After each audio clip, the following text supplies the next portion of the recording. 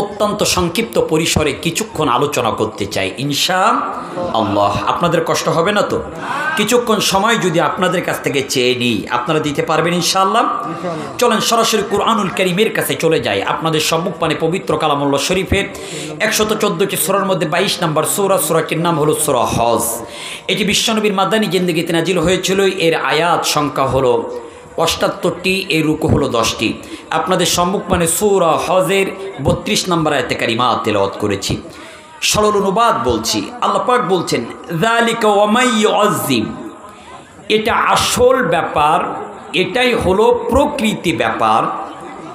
শাআইরাল্লাহ, যারা আল্লাহর নিদর্শন মাসসমূহকে রেসপেক্ট করে, সম্মান করে, ফাইন্নাহা মিন তাকওয়াল কুলুব, তারা অন্তর থেকেই আল্লাহর নিদর্শন মাসসমূহকে সম্মান করে। জোরে বলি সুবহানাল্লাহ।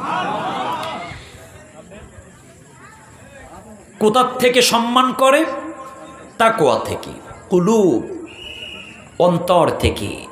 রাসূল সাল্লাল্লাহু আলাইহি সাল্লাম হাদিস বর্ণনা করছেন। আল্লাহ রাসূল বললেন আত-তাকওয়া হা হুনাহা ওয়া ইউশিরু ইলা সাদরিন সালাসান মিরারান।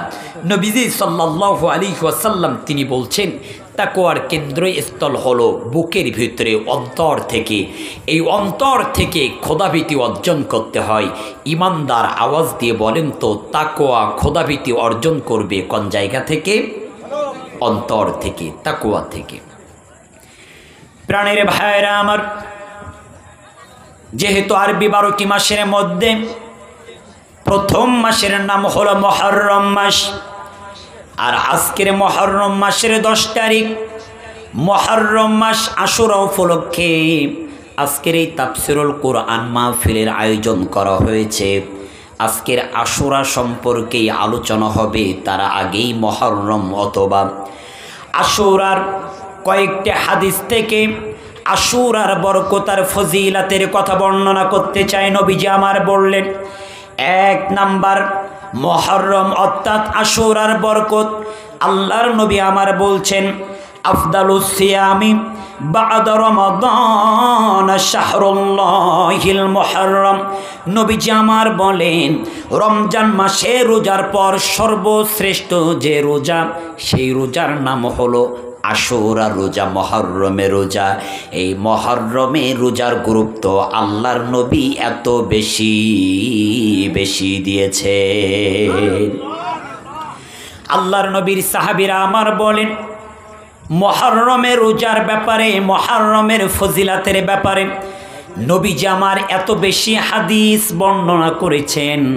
অন্য কোনো বিষয়ে এত বেশি আল্লাহর নবী হাদিস বর্ণনা করেন নাই। মুহররমের 2 নাম্বার হাদিসের ব্যাপারে নবীজি আমার বললেন সিয়ামু ইয়াউমি আশুরা ইন্নী আহতাসিবু আলাল্লাহি আন ইউকাফফিরাস সানাতাল্লাতী ক্বাবলাহু ওয়া সানাতাল্লাতী বা'দাহু। আল্লাহর নবী আমার বলেন আমি আল্লাহ তাআলার দরবারে আশা রাখি যে ব্যক্তি 10 মুহররমে রোজা রাখবে তার পূর্ববর্তী এবং পরবর্তী 1 বছরের গুনার কাফারা আদায় হয়ে যাবে। তার 1 বছরের গুনাহ আমার আল্লাহ মাফ করে দিবেন।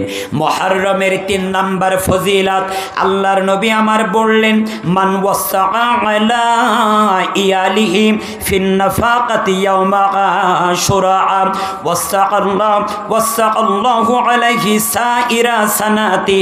নবীজি আমার বললেন যে ব্যক্তি আশুরা দিবসে পরিবার এবং পরিজনের জন্য মুক্ত হস্তে দান করবে, পরিবারের মানুষদের জন্য মুক্ত হস্তে দান করবে, ওই ব্যক্তির আমার আল্লাহ বিপদ আপদ বালা মুসিবত দূর করে দিবেন এবং ওই ব্যক্তির সচ্ছলতা আল্লাহ দিয়ে দিবেন। সুবহানাল্লাহি ওয়া বিহামদিহি।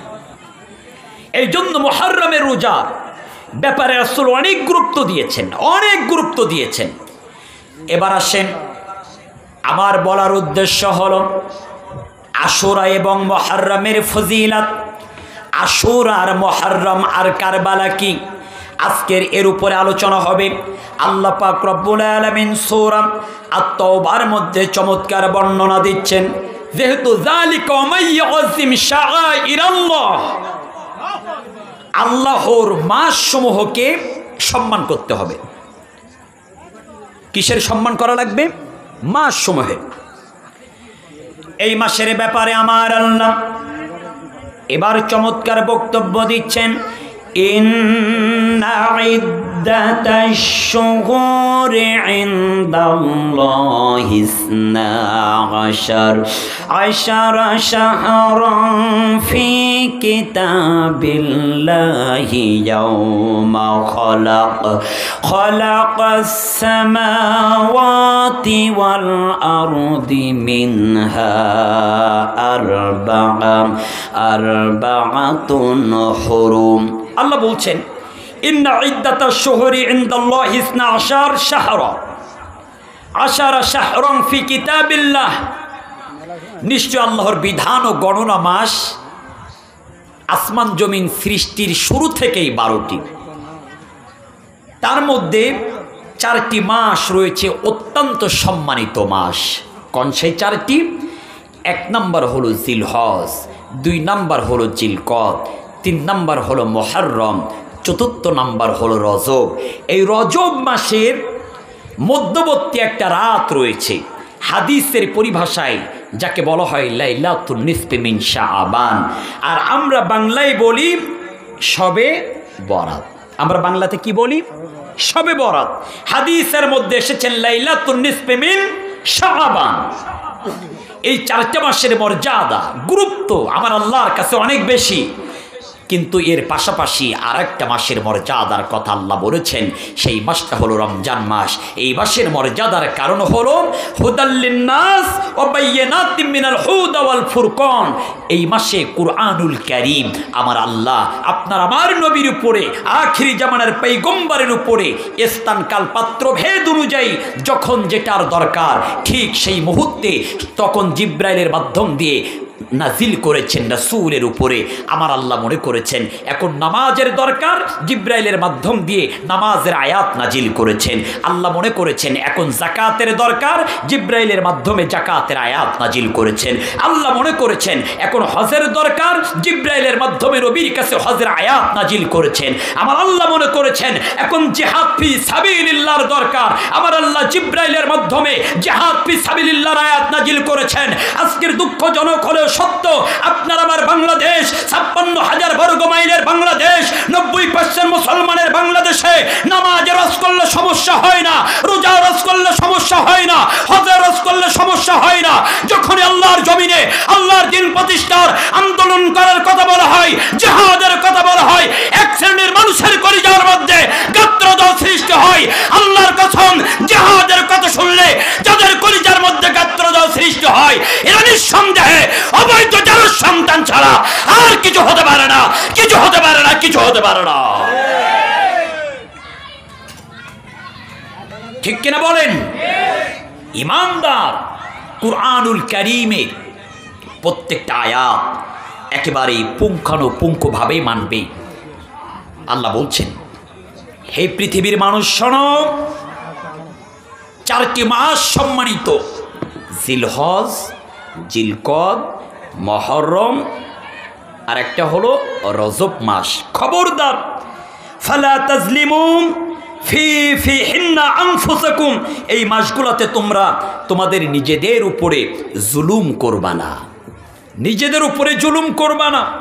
এই মাসগুলোতে অন্যায় করবা না, টেন্ডারবাজি করবা না, বিনা অপরাধে অন্য ভাইয়ের গায়ে আঘাত করবা না, বিনা অপরাধে অন্য কোনো ভাইকে গুম করবা না, বিনা অপরাধে অন্য কোনো ভাইকে হত্যা করবা না, বিনা অপরাধে কোনো মানুষের উপরে জুলুম আর নির্যাতন করা যাবে না। এই মাসগুলোর ব্যাপারে আল্লাহ গুরুত্ব দিয়েছেন।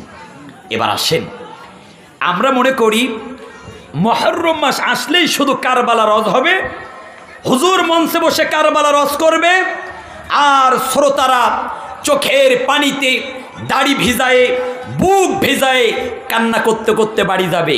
বলেন তো দেখি, মুহররম মাস আশুরার মাস, কারবালার মাস। এই মুহররম থেকে, আশুরা থেকে, কারবালা থেকে জাতির জনগণের আপনার আমার শিক্ষা নেওয়ার দরকার আছে না নাই? কথা বলতে হবে, শিক্ষা নেওয়ার দরকার আছে না নাই? শিক্ষা নেওয়ার দরকার। আসলে আমরা কারবালা, ছোটবেলায় আমরাও শুনতাম কারবালা, অথচ কারবালা শব্দের অর্থই আমরা জানি না বাজান।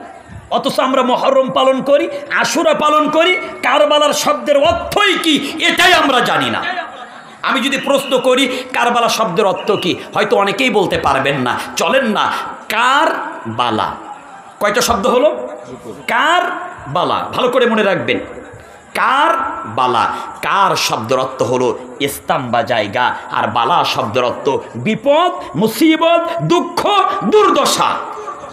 এক কথায় কারবালা শব্দের অর্থ বিপদের জায়গাকে কারবালা বলা হয়, মুসিবতের জায়গাকে কারবালা বলা হয়, দুঃখ দুর্দশার জায়গাকে কারবালা বলা হয়। আধুনিক তাফসীর কারকগণ এভাবেই ব্যাখ্যা করেছেন কারবালা শব্দের অর্থ কোনো ব্যক্তি, কোনো দল, কোনো সংগঠন, কোনো গোষ্ঠী, কোনো দেশকে ঐক্যবদ্ধভাবে ষড়যন্ত্র করে ধ্বংস করার নাম হলো কারবালা।